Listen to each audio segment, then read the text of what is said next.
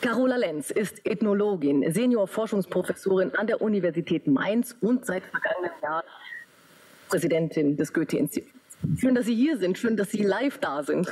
Ja, hallo Frau Perkovic. Ich würde gerne mit Ihnen ganz persönlich anfangen. Welcher Generation fühlen Sie sich denn zugehörig? Das ist dann gleich schon eine schwierige Frage, denn irgendwie rutsche ich dazwischen. Ich bin 1954 geboren. Das ist noch nicht die Babyboomer-Generation in Deutschland. Fängt eigentlich erst kurz nach mir an. Ich kann mich daran erinnern, dass vieles noch mit der sogenannten Kriegsgeneration zu tun hat, weil in meiner Kindheit meine Mutter nicht erlaubt hat, dass wir das wegschmeißen. Alles musste aufgegessen werden.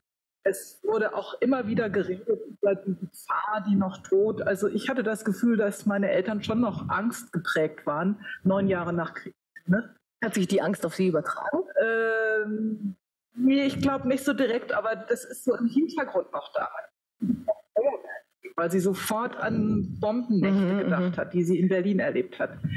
Und auf der anderen Seite, also ich bin nicht mehr Nachkriegsgeneration oder Kriegsgeneration, auch nicht Babyboomer, denen sagt man ja nach Leistungsbereitschaft. Naja, das stimmt halt wieder. Also es kommt an, was man sich anschaut. Und es gibt mal ein Buch von Reinhard Mohr, der nannte meine Generation die Zaungäste.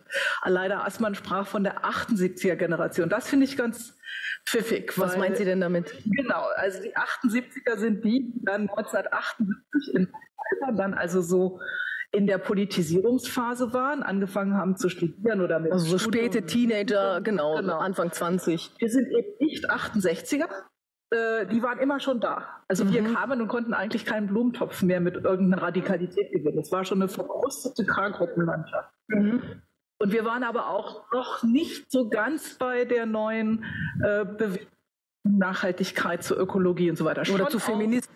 Sich dann die 68er ausdefiniert haben. Ja, gab es schon auch, aber das ist so ein bisschen dieses Dazwischen. Also ein bisschen nach später. Aber als Zaungast würde ich mich auch nicht sehen. Da sieht man schon, wie schwierig diese Definitionen sind. Aber fühlen Sie sich denn, also es gibt ja eine sehr wichtige Person für Deutschland, die im selben Jahr geboren ist wie Sie, nämlich Angela Merkel. Die ist zwar in Hamburg geboren, aber dann im Alter schon von wenigen Wochen in die DDR nach Brandenburg umgezogen. Sie sind in Niedersachsen geboren und aufgewachsen.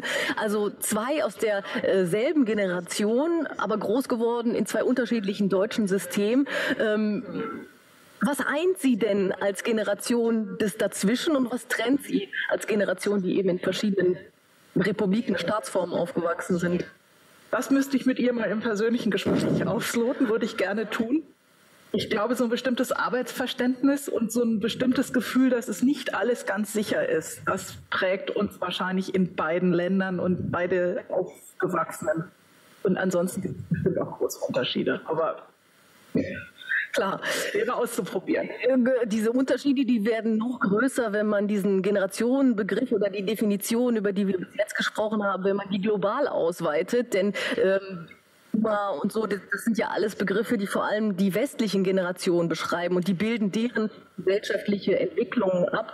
Welche Begriffe nach Ihren Krisen und Erfolgen definiert haben denn andere Regionen auf der Welt? Und welche finden Sie da besonders interessant?